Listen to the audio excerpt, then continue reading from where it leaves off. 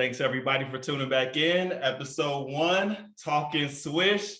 I am joined today by two of my nearest and dearest friends on this planet. First, I guess I'll let my co-host introduce himself since this is episode 1. Ladies and gentlemen, Mr. Sam Allen is going to be on the mic with me on all these episodes here of Talkin Swish. Sam, what's going on, man? How you doing? Happy to be here, man. Happy Sunday.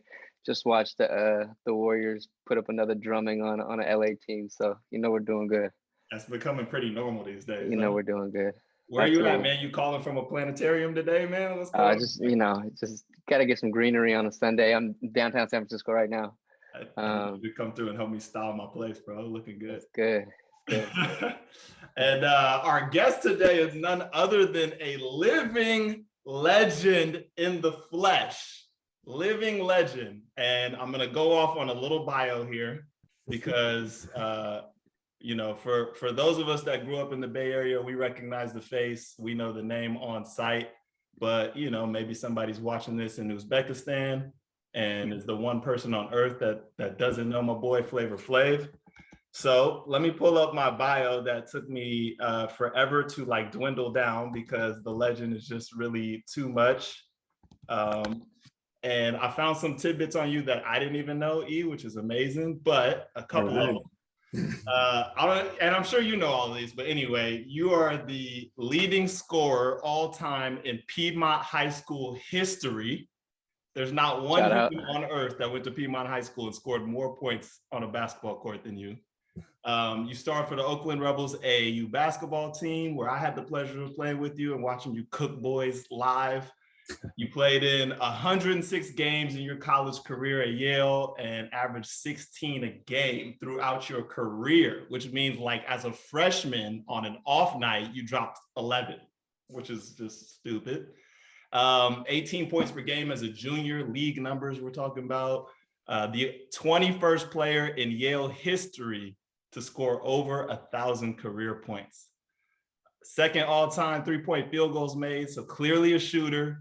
Pro ball for the Plymouth Raiders in England, and currently management consulting over at Simon Kucher, a company that has almost 2,000 employees. I don't know a ton about management consulting, but I know y'all make money, so congrats. Congrats on that. Big congrats on that. Ladies and gentlemen, episode 1, we could go with no other than Mr. Eric Flato. How are you, man? I appreciate that. Happy to be here. That's some of the nicest things people have ever said about me right there. I had to cut that down too. It was literally flowing off of page 1. So congrats, man. You've left quite a legend out there. Let's jump right in, man, because I could BS all day. Same first question will be for all our guests. When did your basketball journey begin? Yeah, I think early on, right? And I won't give you some story I had a basketball in the crib or something, but my dad, he is from a very small town in Oregon, about 2 hours west of Portland. And so he played at Lewis and Clark College, which is a little D3 school in Portland.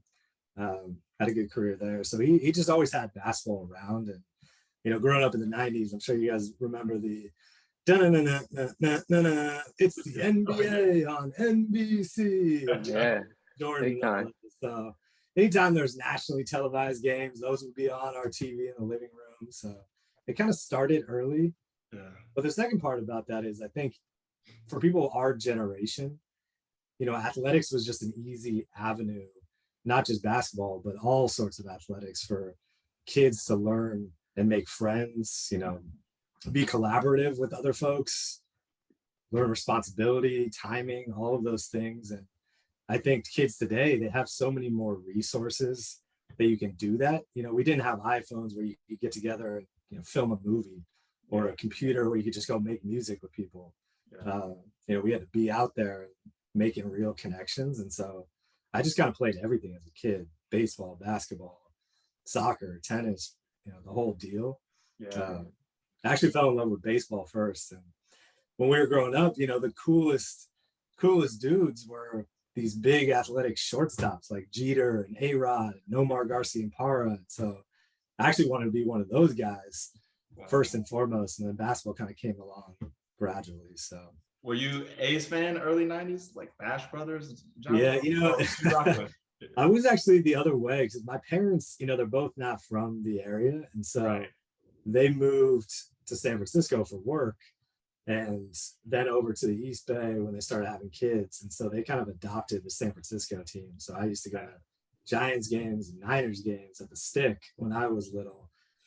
Even though I lived 10 minutes from the Coliseum where the Warriors played. So there's a lot of, I feel like there's a lot of Oakland East Bay cats that have that story though too, man. Like the Raiders were in and out of town, so Oakland kids became Niners fans. The Niners were great, the Niners were all timers. It's hard not to be a fan of the Niners. Yeah, absolutely. Dude, Barry was sending balls into the water and people were jumping off their yachts to go retrieve them. Like it was just more exciting. You know what I mean? I feel like Oakland's always kind of been overlooked, but I won't hold it against you.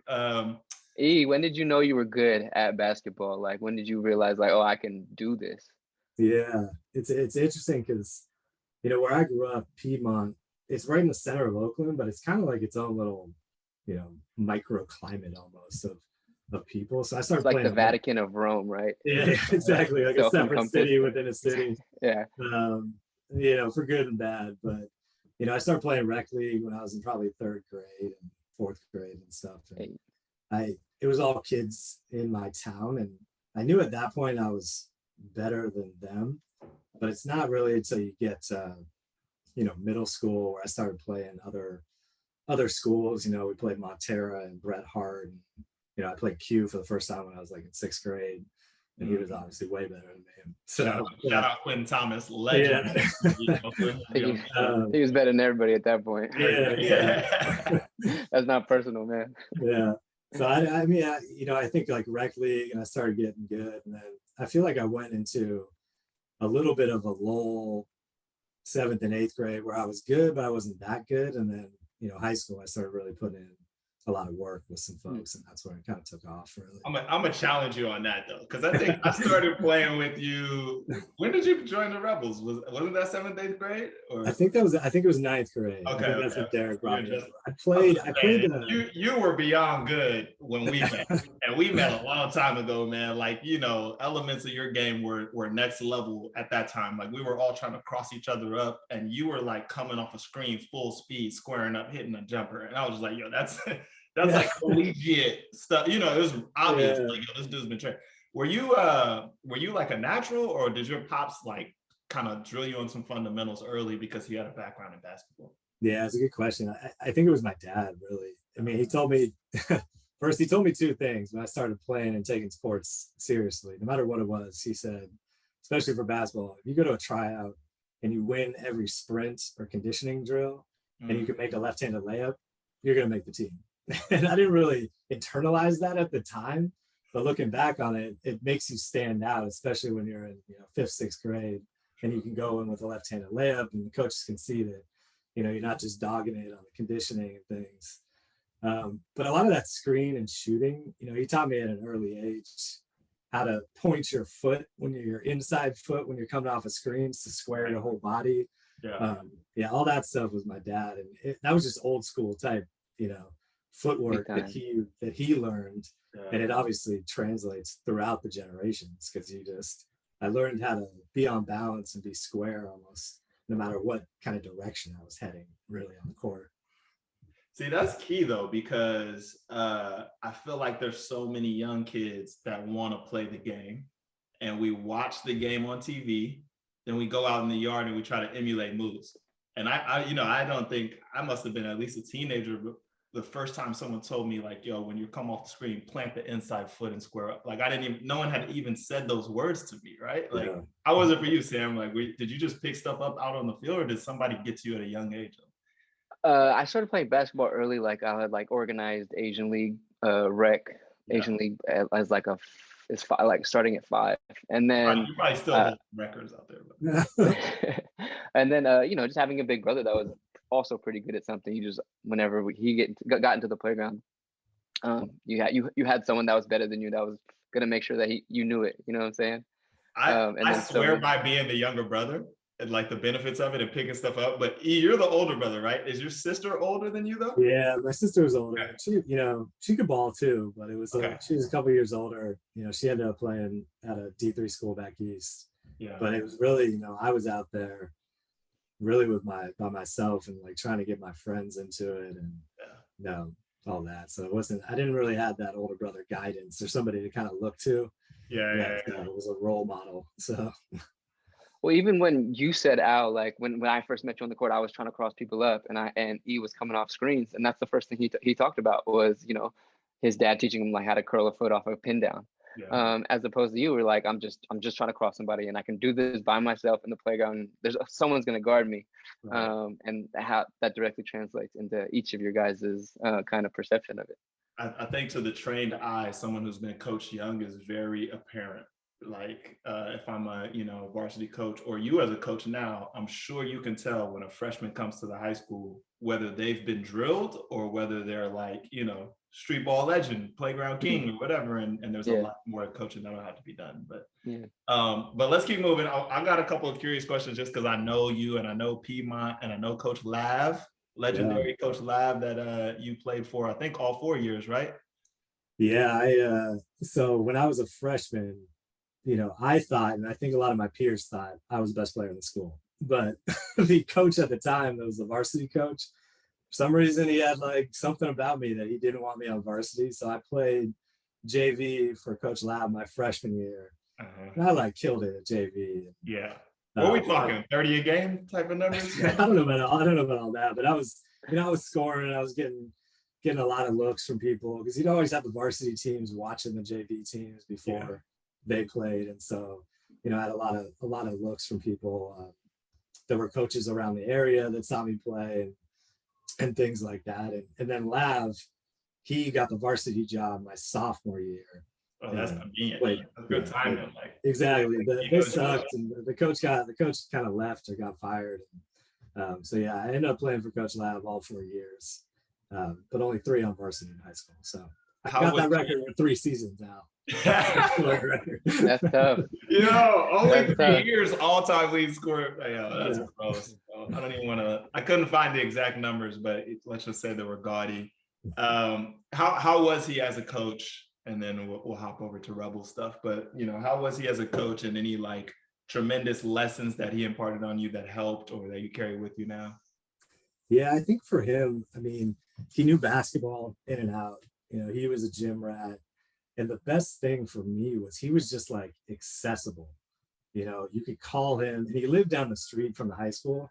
So you call him and say, hey, I want to get some shots up. And he just cruise on up to high school, open the gym and go through drills or set up the gun for you. And I think that's something that is great for kids to self-motivate. As long as they know that they have access to the resources, it's almost easier than just saying, okay, I'm going to get out of bed, I'm going to go down to the school, or I'm going to go to a park and just shoot by myself. But having somebody there that always just gives you that access was one of the biggest benefits for him. And he saw early on, I think, that we were really only going to go as far as me, because it was just me and my like friends that were playing. We weren't like a good team. We had some athletes, but most of the guys, their main sport or something else. We had a lot of guys that focused on football or baseball, and basketball was just kind of like, oh, I'm an athlete, I'll play it. But I was the only one that focused on it. So he put a lot of time into me. And obviously Gardier, when he came, we just run through drills all the time. Tighten up the handle and create counter moves and all that stuff. So shout out Brian Gardier, who was a legendary coach of the women's varsity team at Piedmont for years, multiple state championships, coached multiple All-Americans, and I think is maybe one of the most largely responsible for both my and Eric's burst onto the scene in high school. I can credit that dude with just the acceleration in my skill set from freshman to like senior year would not have happened if he wasn't there. He was putting us through drills that I'd never done, setting up cones and making sure that we had all of these weapons in our arsenal that I'm not sure I would have really practiced in high school or even on AAU or anything like that in a structured way. But he was like, yo, come to the gym at 10 and we work out for 2 hours. Right. Come back tomorrow. We'll do the same thing. We'll do the same thing. That kind of stuff. So I think he taught me what it meant to like train, to work on the craft, not go play for 3 hours and like, yeah, man, I hooped today, or, you know, like be messing around by yourself, chasing your rebound, but like to do solid drill work. He put on it, yeah. I feel like I'm doing all the chatting. Sam, you got a question for you? Talk to me about the recruiting process. I mean, obviously you were the guy on that team. I mean, putting up big numbers. How did the process get? What was the next step? Yeah, it's a good question. I mean, I think for me, for coming from a really small high school, what gave me exposure to college recruiting was really playing for the Rebels. And when I came over, I think that was after my freshman year, and I started playing for them. You know, we had some good, obviously Quinn Thomas was getting recruited since he was in diapers, but you know, he gave us some exposure. But that was really where I started, you know, playing in those tournaments where there were scouts there and taking notice. And you know, I think when I joined, Al and I were still coming off the bench, and then we moved into kind of the starting two of the three starting guard spots on the Rebels, and it just kind of took off from there and started getting some notice, getting some letters, and really getting, you know, more and more confidence, because people were telling me that, oh, hey, you know, you're pretty good. I think you can play at that next level. Yeah. And that just fueled the fire pretty much. Who were some of the bigger schools that sent you letters, and who was some of the bigger schools that offered you full scholarship? Yeah, I think, you know, Stanford was one that I was like dead set on going, and they wanted me to redshirt my freshman year. And I was like a stubborn, you know, 18-year-old kid. Like, no. I've played with these guys. I can play with these guys. I don't need a redshirt. Meanwhile, I'm 18, like 165 pounds. Thinking I'm going to go in the old school Pac-10 and like get buckets. In hindsight, you can understand. It might have done good. Yeah, like be guarding Brandon Roy or something like that. Oh my God. So yeah, I mean, that Oregon State, and then I mean, probably much like you, Al, like all the schools on the West Coast and a lot of the smaller schools on the East Coast just kind of started flooding in. Yeah. And you know, back then you're getting like all this collateral in the mail, and coaches are calling your house and things like that, and you start just having to like sift through it. But you know, I think even before that happened, we had a couple, and myself, I think just a couple good tournaments and summers where my name just started getting out there, and they were like, oh, you know, this 6'1" white kid can actually play against some people. And I played on an AU team when I was in 7th grade. I don't know if you guys remember the NorCal program that was around. Like DeMarcus Nelson was on our team before he just blew up and started doing everything. So I got a taste of AAU, and then we started going to all those AAU tournaments with the Rebels, and I was like stacking up against some guys, and we had some really good experiences. We went to that tournament in Seattle. I think it was called the High Line, and we beat, you know, Seattle Rotary and Marvin Williams and all these guys.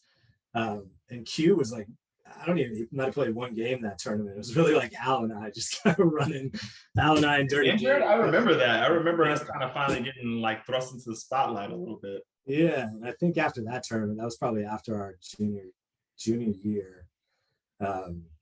It really just kind of catapulted the whole recruiting process.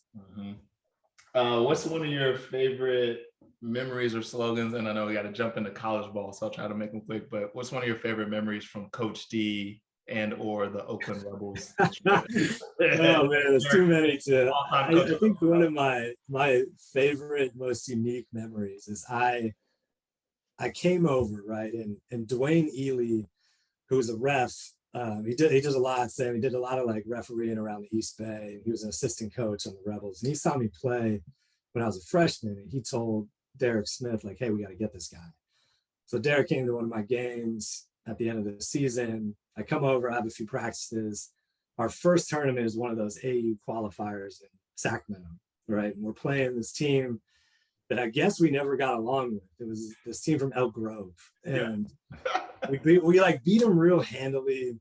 We're going through layup lines, and one of their kids spits in Jamil's face, Ticket's face. Oh, and all of a sudden, it was like Malice in the Palace, my first tournament. You had players shoving each other, parents screaming down from the stands, like yelling at each other, kind of the ugly side of AU basketball, to be honest. And nothing really happened. I don't even think there was any like blows thrown, but we're outside. I remember somebody said to me, like, well, welcome to the Rebels. And like, this so it's gonna be like every tournament, we're just gonna fight people. This is ridiculous. I didn't sign up for this. Okay, I gotta ask this now because of that. Was there a moment when you realized like Piedmont is different than Oakland? And for those that don't know, like Piedmont is, I think, surrounded completely by Oakland, right? Like the center of a donut. Yeah, which is a really strange geography and could not be more different, I think, right? Like in terms of the types of folks that live there, the wealth that's made on average, et cetera, et cetera. But as a young basketball player, was there a moment when you were like, oh, playing in Piedmont and my game here, very different than going down the street and playing in East Oakland? Yeah, and I think you bring up a great point because Piedmont is like, as I said earlier, it's just this subset. It's a small city that, from a socioeconomic perspective is so different than the surrounding areas, right? It's 90% white, probably 8% Asian, and 2% everything else. And so when I was growing up, obviously I thought I was the best athlete in the area, like within the 3-mile city limits of Piedmont. And then you go over and you realize that just in the East Bay, there are so many more people and so many more talented people outside of that little city. And so I don't think it was really a shock to me, but looking back, I was having a lot of experiences that were far different than any of the people that I went to school with, right? In terms of the diversity, the different people that I was interacting with and hanging out. And that would not have happened, I don't think, if I didn't pursue basketball in that avenue to meet all these people, right? Just because Piedmont itself can be so insulated from the rest of the East Bay or the greater Bay Area community. So it's a good point. It was, I wouldn't change it.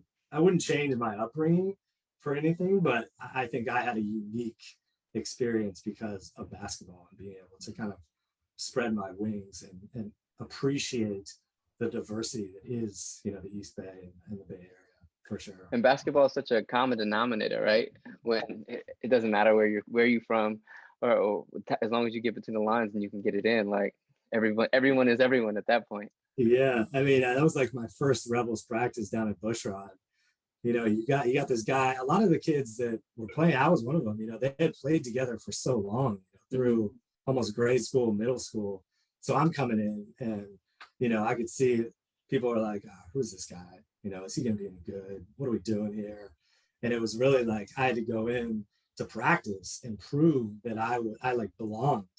And then as soon as people could see that, it was just like, all right, let's roll. And like nothing else mattered at that point. We all had one goal, and that was to get better and try to get to college. So absolutely. Yeah. I love that. Plus like the level of competition, right?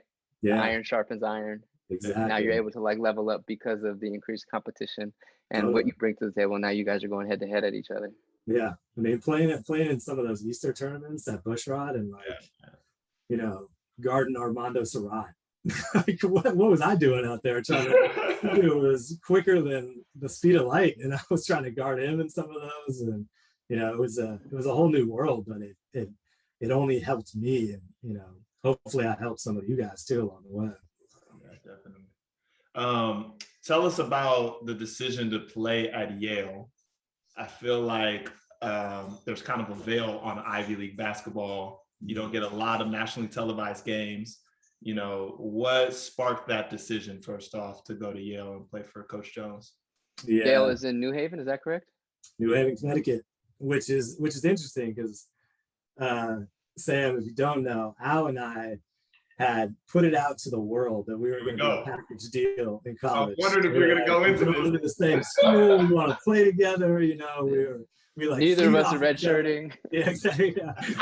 So we were telling like newspapers and scouting networks that we were going to go to the same school. So Al and I cut your backcourt right now, or don't call us. Like, you gotta go. You got a junior. I want to see that depth chart, and I want to see us right at the top for that. But Al and I actually took our official visit together to Yale, which was an interesting experience. And it was Al, myself, and Al's dad, Tony.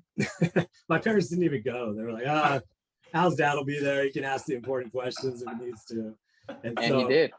Yeah. I honestly, when we got on that plane, I wasn't even really sure where we were going. I knew we were going to the East Coast. And I was like, Connecticut is where? New York's here, Connecticut's there. I couldn't point to Connecticut on a map. I could not. I just Googled it. Yeah, it was very different, and I don't know if I ever really considered going that far away from home for school. But you get there and you see the buildings, and then Coach Jones was just a great guy. He's still there. He's the longest tenured Ivy League coach. Currently in the whole conference, but it's just kind of overwhelming. You get there and you see the history, and then you look at the team and you play against them and you realize, oh, they got some players, and they're good. They just come off winning the league. They beat Clemson and NIT, and so the program was on the up and up. So it was hard to pass up, and I took an official visit to Santa Barbara too, and had a blast there. Joe C. and Ivan Elliott and Chris Devine, they showed me a great time when I went there. And it was just kind of talking it over. I remember we had a conversation, how like talking to each other about where we were going to end up. And you were like, I'm going to Santa Barbara. And I just said, I'm going to Yale. And so the pact just that smooth. That was quick. It kind of broke my heart, man. Maybe to this day is the only regret I have, is that we didn't play college basketball together. Maybe the only one about that decision. It would have been really fun. But also, I think looking back, it was a gift too, because you were the man at Yale and I got to be the man at Santa Barbara. And so I think we would have both done well, but could we have reached our absolute peaks if we were, on the same team, kind of deferring to one another? I'm not sure. I think even better would be for you to just like walk us through what it was like to be a freshman at Yale doing your thing.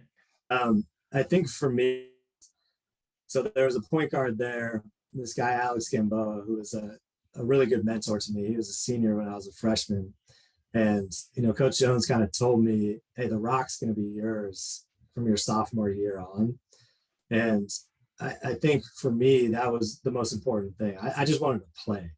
And if I, as long as I continue to prove myself, I knew that was a place where I would be able to play and have the ball in my hands and kind of dictate the offense, which was more important to me than almost going to a bigger school and, playing 10, 15 minutes a game and contributing and doing all that. I just wanted to be out there all the time because I loved playing basketball, and it would probably kill my spirit if I was just, not playing as much or not getting as much court time as I was used to. And so I think that was a real factor. And to his credit, James stuck to his word, and, I started for 3 years, got to run the offense, had a good career, made first team all conference and all that. And so it could have gone the other way, but I'm thankful it worked out. Yeah. I mean, just coming from an Ivy League perspective,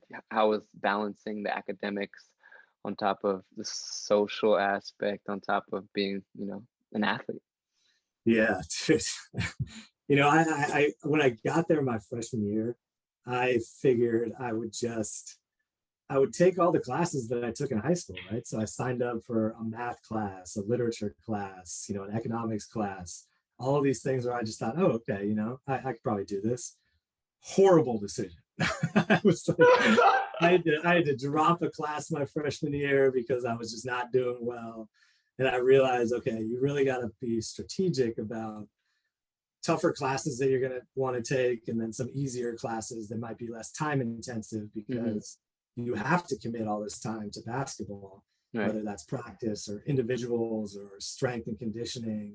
And then you want to grow as a person. So you can't just, go straight back to your dorm and study all the time. You want to meet all of these different people, and Yale has this, world-class student body where my roommate freshman year was from Ireland, and we had people from all over the globe that brought all these interesting perspectives. And so I wanted to be out there and like talking to people and meeting people, and part of it is just my personality. And now, when I go places, almost every country I go to, I'll be like, oh, I know somebody there. I know somebody in London. I know somebody here. I know somebody there. So it was hard. And I think, you pick how you're going to allocate your time depending on the time of the year. But it's a balancing act for sure. And I won't say I did it perfectly because I definitely stumbled along the way, but I made it through. So, how are the parties at Yale, man? Do y'all party, or is everybody in the library all day? No, I was surprised by how much people partied. Okay. I'm sure you guys know that there's only a few days of the week that I guess, my group of friends in the basketball team could go out. Really, it'd be, after games, or maybe we'd have an off day. You'd have 5 or 6 straight days of practice, and then you'd have an off day. But there were people that were just going out all the time. And I guess when you don't have another commitment, you can do that, and you can study and party and that's all you have to do. That's college, right? Yeah, exactly. And that's like so foreign to me to be able to do that. My high school coach, Don Lippy, used to talk about like how much ability, or how much like your mind is able to focus on at once. And he said, if there's 3 things that kind of like take up a person's time, like your mind can really uber focus on one, and at best be pretty focused on 2. So I kind of had school divvied up into 3 parts, which is school, basketball, and social life. A lot of folks didn't have that basketball one that was taking up so much time. And I knew I'm only going to be great at 1, good at 2, definitely not 3. I cut out a lot of the social. I was like the least going out UC Santa Barbara gaucho, maybe in the history of the school.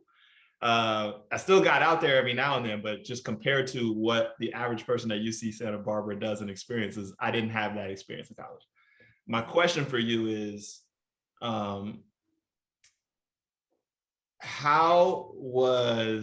do you think that one thing suffered because you had to pay attention to all 3? And I would say the academics at Yale are probably harder than almost any other school in the country, if not harder, right? Mm-hmm. Did one thing suffer because you chose Yale with such high, regards for academics? Do you think you could have been a better player if you went to California State School? Do you think you would have had a better social life? Will you touch on that a little bit? Because I want kids that are considering Ivy League to have a balanced picture. Yeah, I think for me, I could have done a better job of preparing myself for the academic rigors. Like I said, I kind of went into it just, okay, I'm good at school based on, my upbringing, and I can work hard and do all that. But I don't think I knew how much time you would need to dedicate to school to do really well. And so, I did well, but I think looking back on it, I could have taken more advantage of some of the resources, some of the classes, and just like the minds that were at Yale, that I could have, carved out an extra hour to just meet with my professor and just talk and get his perspective on different things, which is a big part of the Yale community.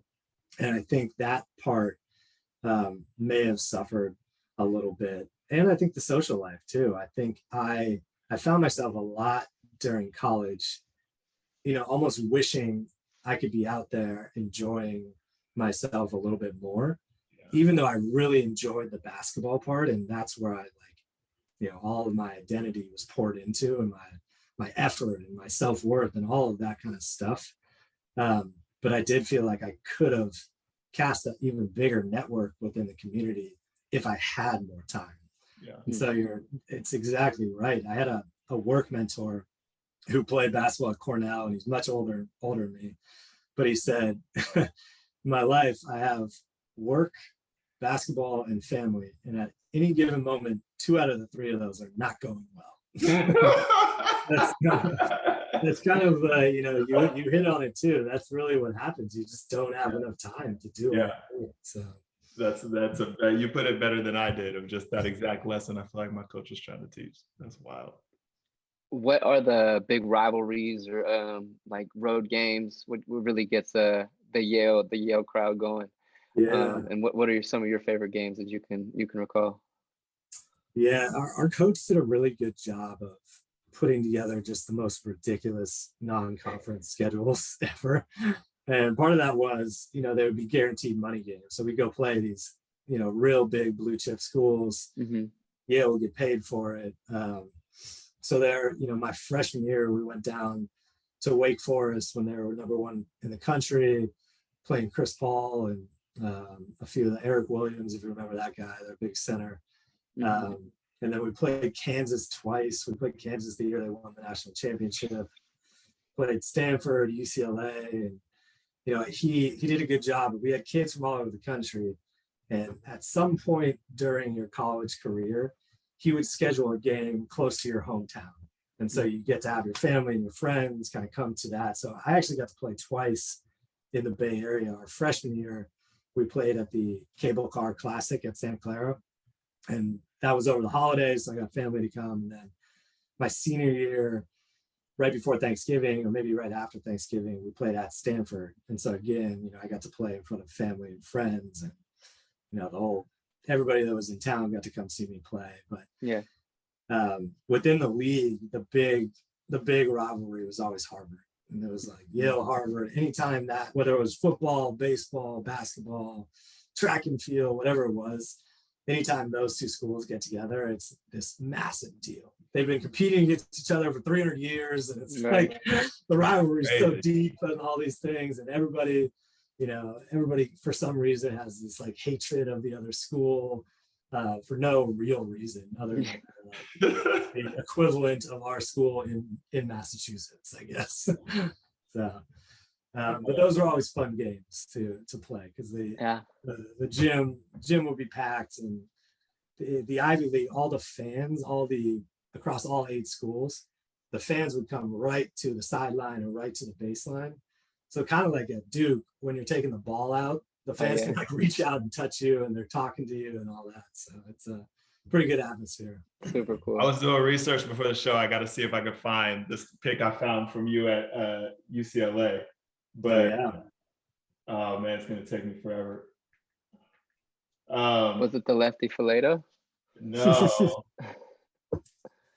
You're gonna love that game, because that was the second or the third time when I was in college that we played the number 1 ranked team in the country. And I remember every time I would always lead the team out for warm-ups, right before the game started. So I'd be at the front of the line, and I'd look back and everybody would be like, got nothing to lose, number 1 team in the country.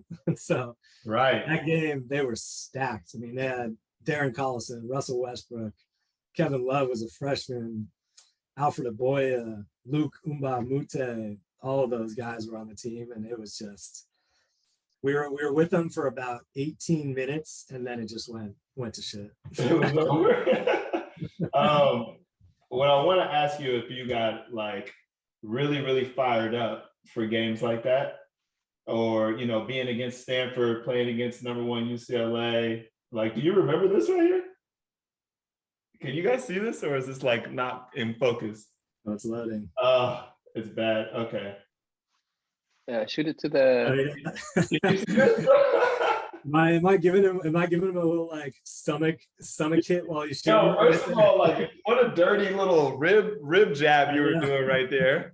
Okay, and then second of all, like, I forgot you were ever like that baby faced, man. This is probably bad, so I'll have to share it. We'll edit the photo in, but I saw this pic and I thought 2 things. Like, one, like, Flato will do whatever it takes to get the stop. Like, he didn't slide his feet and be able to contest, but he's gonna throw a nice little rib jab at. Yeah, I bet you we missed that too. The other is like, Westbrook's jumper's always been trash with this elbow. That's a Westbrook pull-up jumper. Like, he missed it anyway. Bro, get the elbow under the ball, Russ. All right, I'm gonna stop. Anyway, you can buy this image for $500. I just put it up. You're NFT now, right? Getty Images, yeah.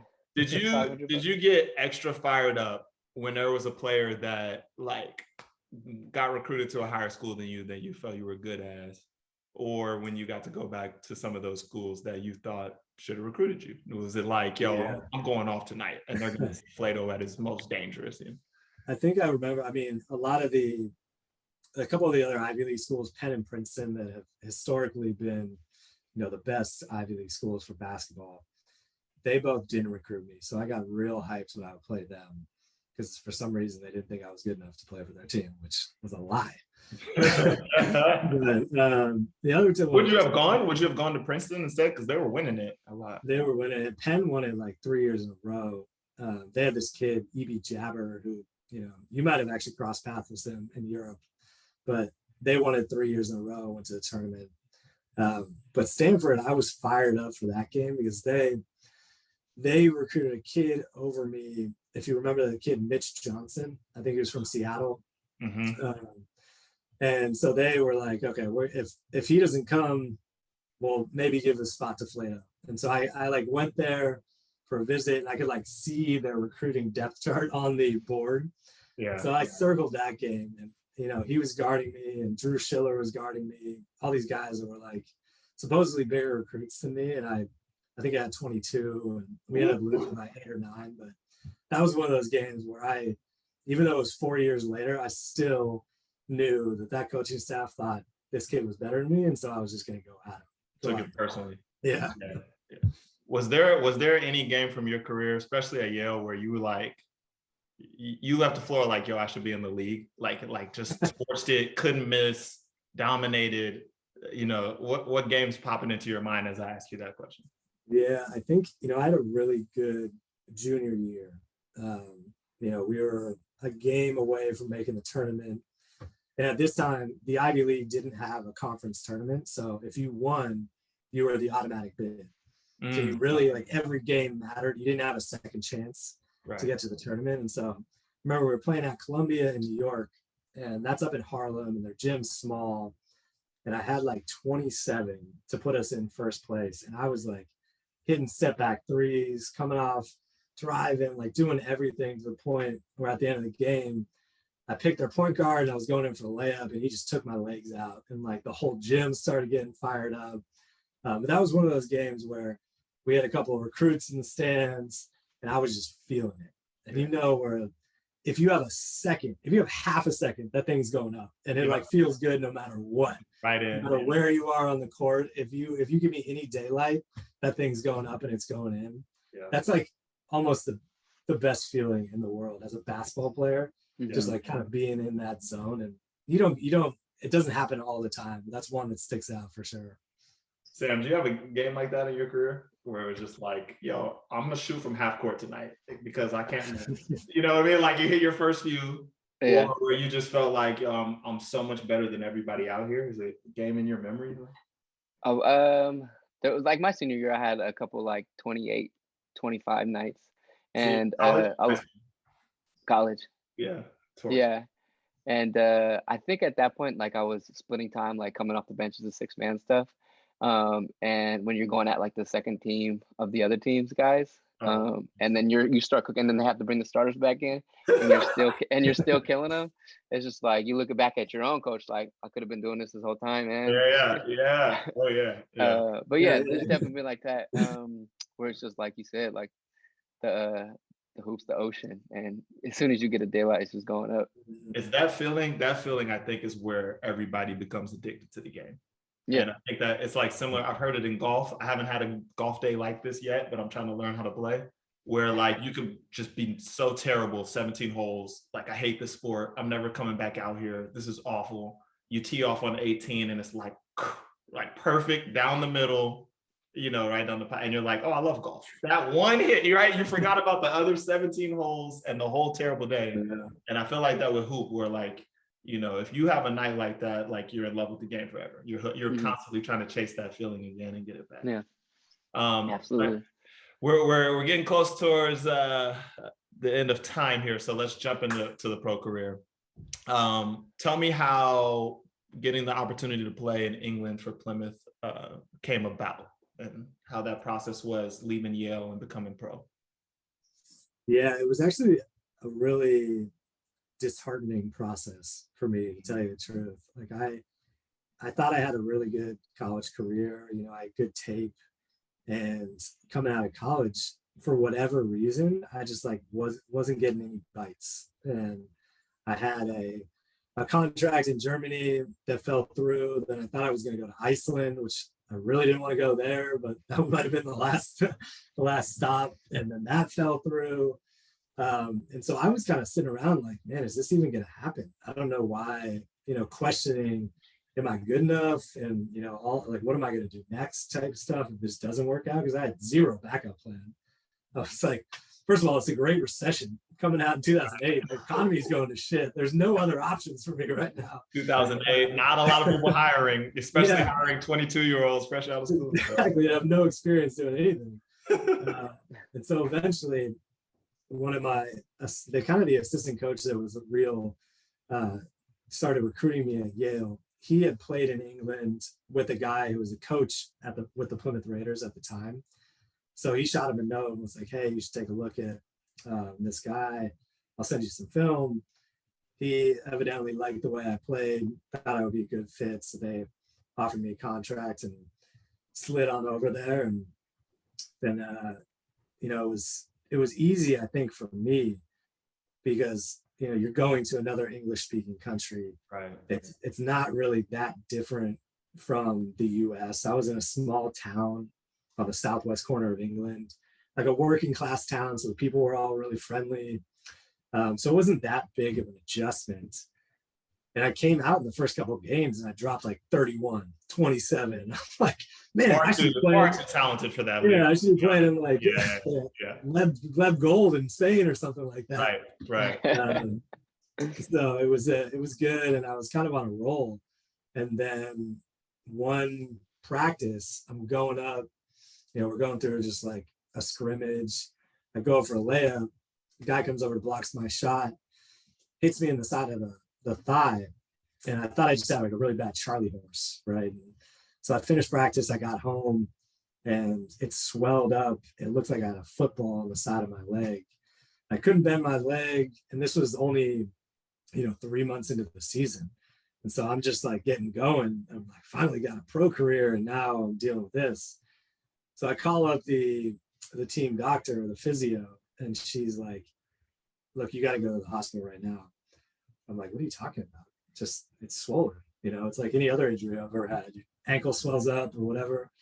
But then it just started hurting so bad. And so I got a teammate, drove me to the hospital, went to the emergency room. The doctor took one look at it and was like, we need to go into surgery. And so I'm over there. I'm freaking out. I'm like, what do you mean we have to go into surgery? Like, just put some ice on it or something like that. Take the swelling down. What's going on here? And so eventually, you know, I call my parents. I'm telling them what's happening. They're freaking out. And they essentially told me that I developed a hematoma in my leg, which turned into compartment syndrome, where every one of your muscles is in a sheet, right? And so it helps it fire, you know, whatever direction it's firing. And your muscle just starts bleeding within that sheath. And the pressure can become so great that it can start to crush your muscle. And then there's no way for blood to get kind of from your heart to the rest of your leg.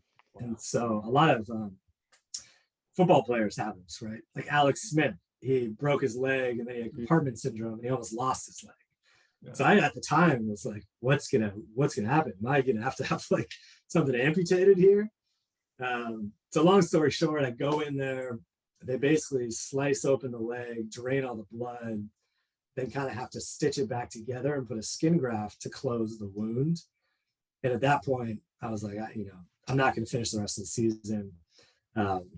So that was a pretty. You're thinking about finishing the rest of the season after almost losing his leg. Like, I'm not going to be able to hoop on Monday. Like, damn. Yeah, it was a trip though. Yeah. Wow. How long was your recovery? So it took me a couple months. I could start walking on it and getting the range of motion back. Mm-hmm. Thankfully, they basically said if I had gone to sleep that night, I would have been in serious trouble. I would have probably had to have part of my leg, not my entire leg, amputated, because it would have the muscle would have got crushed, I guess. Wow. So, I mean, that was a blessing that I just called somebody and reached out and got the right direction. And shout out to your trainer, dude. I know. Yeah, oh my seriously. gosh. Wow. But I guess I got to it in time that there was no major damage to the muscle. So it was more like it was severely swollen. It was really badly bruised, and just kind of getting that range of motion back took a couple months. But thankfully, no long-term effects. I can still, do everything that I could have done before the couple surgeries. But I was in the hospital for 2 weeks over there, which was miserable, man. Yeah. Imagine. And like far from family and friends and like the people that you're thinking about in those moments. That's tough, man. I will say though, thank God for their universal healthcare in England. It's like I had the best doctors working on me. I didn't have to pay a dime. Why can't we figure that out here in the States? Bro, we have to do a whole nother 10 episodes on that. Try to get to the shout out universal healthcare one time. Yeah, right, dude, right. And there's always these points when I talk about living a third of my life upon retiring outside the U.S. and people talk about like, well, how hard was it? And it was hard for several of the stops I was at. But there's so many answers that left me feeling like, I love America. I love being American. But there's a lot of things we're not doing the best at. That's what I took away from my experience. So you got to be careful when you say that too. But dude, that's a great point. So glad that you got the help and support you needed. What happened after that, man? Did that, I don't want it to get too sad of a interview here, but did that derail playing for you permanently? What happened after that? And talk us through, I guess, that portion of your so I stayed over there for another month or two and just kind of rehabbed, and they were still kind of paying my contract for, I guess, the next 3 months, which was nice because they didn't have to do that. You know how cutthroat it can be. Sometimes you just don't even get paid. They were nice enough to do that. Yeah. And I came back and for better or for worse, I looked around at what my peers were doing, and everybody was kind of moving on, and everybody I knew in the basketball world was still playing. So I was stuck in this kind of limbo, like, okay, what do I do now? Mm-hmm. Do I get a job? What do I want to do? Like I said, I didn't have a backup plan.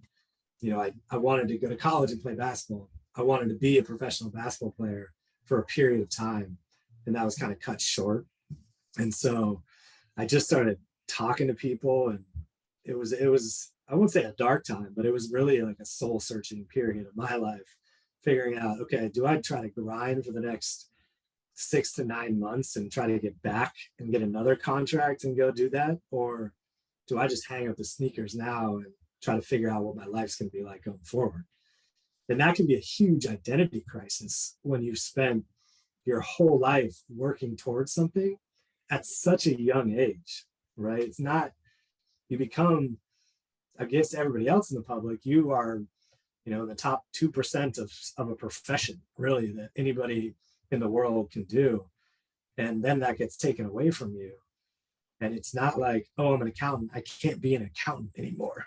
That doesn't happen in other industries. It's just like, you got to figure it out. And so a lot of my, identity and self-worth and self-confidence was wrapped up in being a basketball player and, being somebody that people sought for advice and wanted guidance, and you're given interviews or you're being interviewed, and you're kind of this public figure, to just going to the bottom of the totem pole real quick and being like, man, what do I do now? And so I talked to some people. I didn't really know what to do, and I was like, all right, well, I know I want to make money, so how do I get into finance? Just a spur of the moment type of decision there. And I finally got an interview with an asset management firm in the Bay Area, and I completely, I think, bombed the interview. They're asking me, can you articulate, what's a stock and a bond, and what's this internal rate of return, and all these things that I kind of knew, but I couldn't really answer in the interview.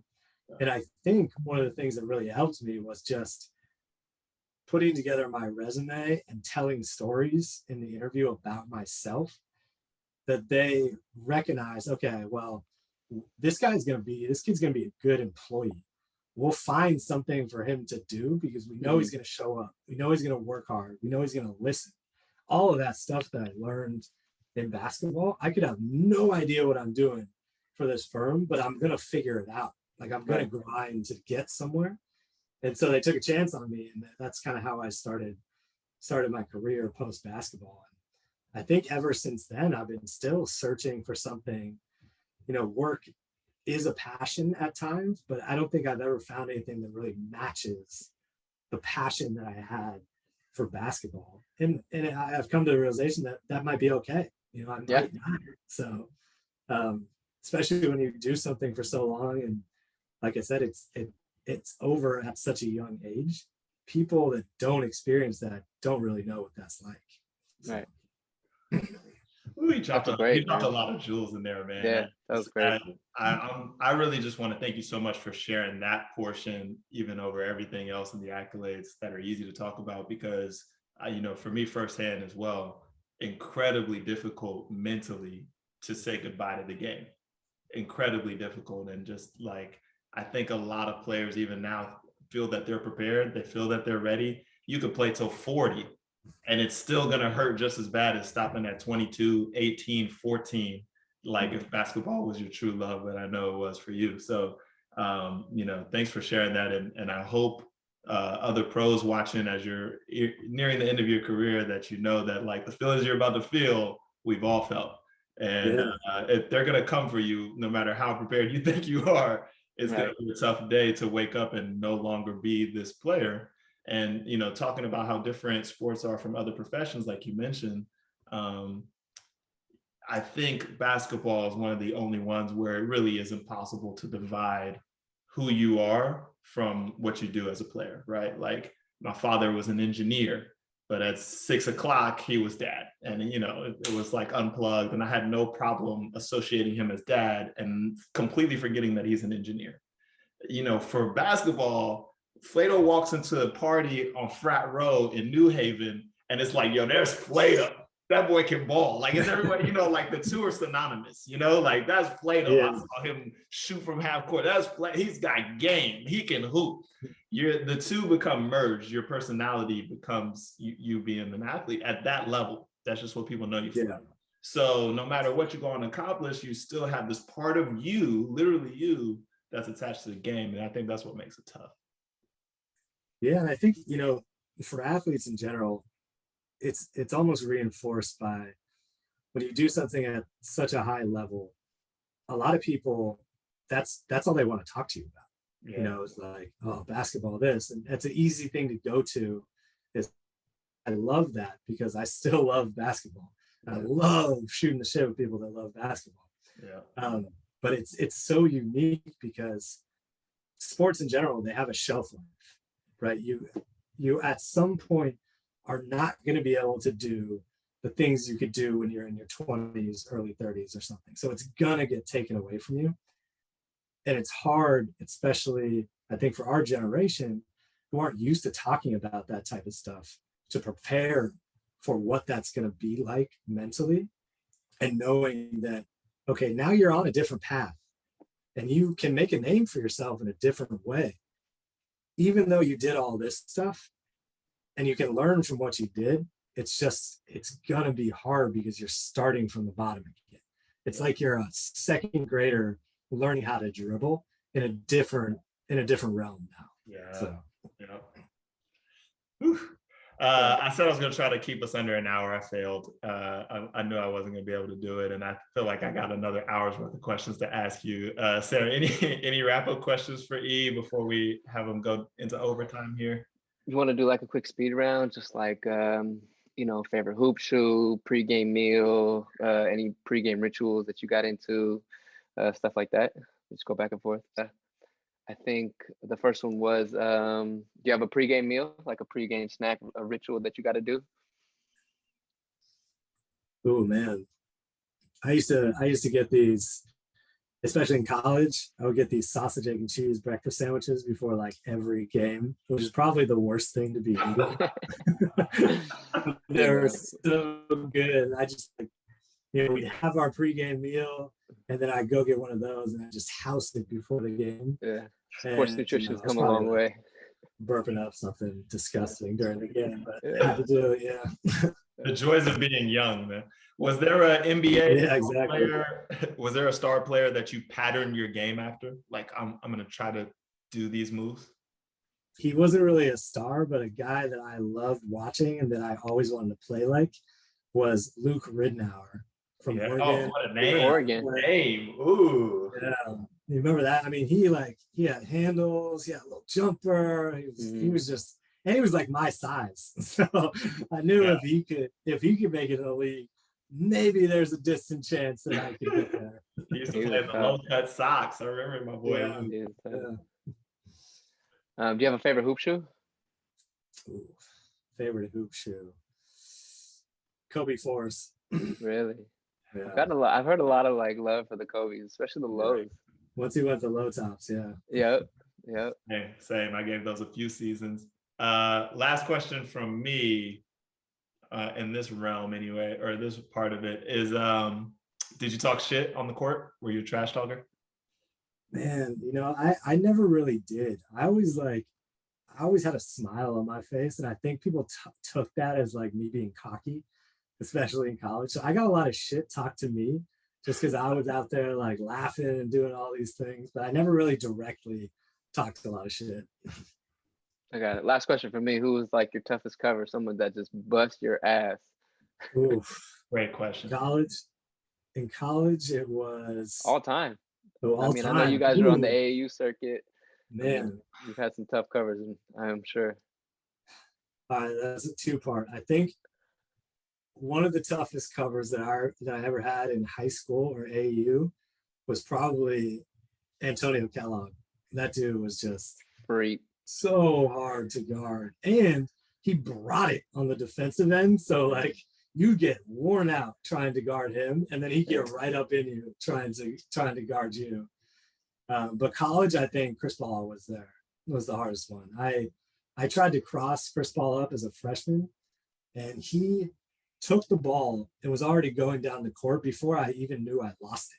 It was like, what is going on right now? Point guard. I feel like if there's a name to drop, let it be like Hall of Famer, legendary career, arguably greatest point guard ever in NBA history, Chris Paul. Like everyone feels you on that one. That's fine. No problem. All right. I want to, before we let you leave, I think we're going to ask every single guest, like everyone I know that's ever played hoop has at least one like crazy ass hoop story.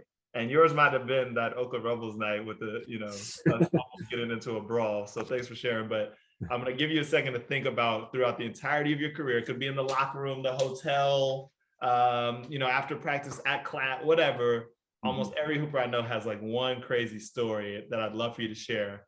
And while you think of it, I want to see if I can share this, give you a second to catch your thoughts. But E sent this to me, and I almost didn't even remember this article, but I remembered it when I saw it. Can you guys see this? Are you seeing my screen right now? Yeah. This is Bay Area's best high school players, Bay Area's best top boys players to watch. And I think we were preparing for our senior years of high school. So this had to be 2004. I think this is from that magazine, School Sports. School Sports? Okay. Man, this blew me away seeing this. And I just want to share this. So this is who you named, Antonio Kellogg. Almost impossible to guard. Went to UConn out of high school, West Oakland's finest, Mac High School. Had the swagger, had the talent, athleticism, jumped out the gym. But I don't know, just take me through some of these names. Like I'll share what I remember. Tim, who we played with all the time, went to Arizona State University. Devin, I think, went to Cal. Q, who we obviously know, went to UNC. They had Kyle Spain circled, who I played against overseas, and he went to San Diego State. Like, these are some names on here, man. And LG played at Gonzaga, Romer, Dior Lohorn went to Texas Tech and then to USF, Theo Robertson, Cal, Diamond, who had maybe of all of these names, the biggest pro career. I would think Diamond probably, from a professional, probably has the biggest or the best. Maccabi Tel Aviv, Argentinian championship, multiple Euro League. I want to say deep playoff runs. I think won several Israeli League title. He's a legend. So I just thought this was crazy. And I also wanted to circle on this, like for anybody watching, like, no, you know, Eric who played pro, myself who played pro, our second team. I don't know that these three played pro. And even from the first team, you know, Q won a college championship. So, you know, they all had great college careers, but like, it's not over, you know, it's not over by your high school ranking, right? And the guy who we just said had the biggest pro career and by far made the most money playing the game of basketball, Diamond Simpson, 14. Like, that's wild to me. And I just hope that everybody looks at rankings and just like either uses them as fuel and fire to go kill, or just doesn't trust them. Please don't. Yeah. You know, because this is just crazy. This is amazing. Ramon Wellington had one of the nastiest handles. His handle was so pure, dude. Like, he was the Jamal Crawford of Richmond, I think is where he was from. So anyway, this was awesome, man. Thank you for finding this. This blew cool. me away. I know so all many the names names like the back of my hand. So many names too. And even it was just like the class ahead of us too, obviously had, you know, Allende and Leon and all those guys, but there's just it was like a hotbed of talent, especially during those times. I was looking at the stats for that. Kyle Romer, just 6'4", 220. As a senior. I'm like, man, this dude has been the biggest guy since like 6th grade. Just a bully, dude. Yeah. Just a bully. Like, straight bully body, and then developed a jumper shooting on the gun shooting machine at De La Salle. I think instead of playing AAU one summer, all he did was shoot thousands of shots a day. He didn't play travel ball, which I think was a mistake because he should have traveled, but was like, his jumper was like pure. Plus he was an immovable object, you know? So man, if you got one for us, and then we'll let you go. I don't know how we're gonna cut this down. We might just have to let it be long, but give us, you know, one story, unforgettable story from playing the game of basketball that you're able to share without losing your job. I think for me, dude, it was more of just a moment that I just appreciated the game and where I was. And it was when I was over in England playing, and we were on the southwest corner of the country, and we took a bus all the way up to damn near Scotland in Newcastle, which is at the top part of England. And we're like pulling over at these rest stops. It's rainy, it's cold. Our bus broke down for one time. We get out, and I'm like in the middle of this country looking around, and it just hit me like, this is awesome. This is not what I thought pro ball was going to be like, but how many people get to do this and just, you like make a little bit of money. It's not that glamorous at times, but it's so much fun. And I think just enjoying the journey and the experience was something that I didn't do enough. And so it may not be a crazy story, but it's like a moment that I still remember where I was totally okay with where I was, even though people would look at it and be like, what are you doing? You're on this coach bus going on an 8-hour drive somewhere. Just living the dream. Yeah, exactly, man. That's it. I had several moments like that in my career. And I think even to this day, I tell people the players that could learn to appreciate the awesomeness and the gravity of moments like that were the ones that could thrive overseas. Versus the guys that went over there and they were like, my PS4 doesn't hook up properly, and they don't have In-N-Out Burger, and they Domino's doesn't stay open until 2 a.m. If you can open your mind to the fact, like, yo, this game is taking you somewhere you would have never gone, you know, you're gonna learn languages you would have never heard, and like just how amazing and awesome that is, you know, for a young kid from the East Bay to get to live that for a moment, you'll have the proper outlook to have a good career. So props to you, Eric, man. I want to thank you personally too, because I think if we hadn't had the bond that we had, and you didn't allow me to come jump in on your workouts with Brian Garfier over at Piedmont, and you know, our friendship, I think, literally was maybe one of the biggest turning points in my youth, and allowing me to become the player I got to be. So thanks for being that type of person, to not keep all the secrets locked up, but to even you know, take your skills and share them with me, and teach me a little bit about how to advance in my game, man. I'm so grateful. Likewise, man. It was a blast hanging out with you guys. Yeah, thanks for doing this, man. I appreciate it. it. We went way too long. That's Sam. That's Eric. I'm Al. We appreciate y'all. We're talking Swish.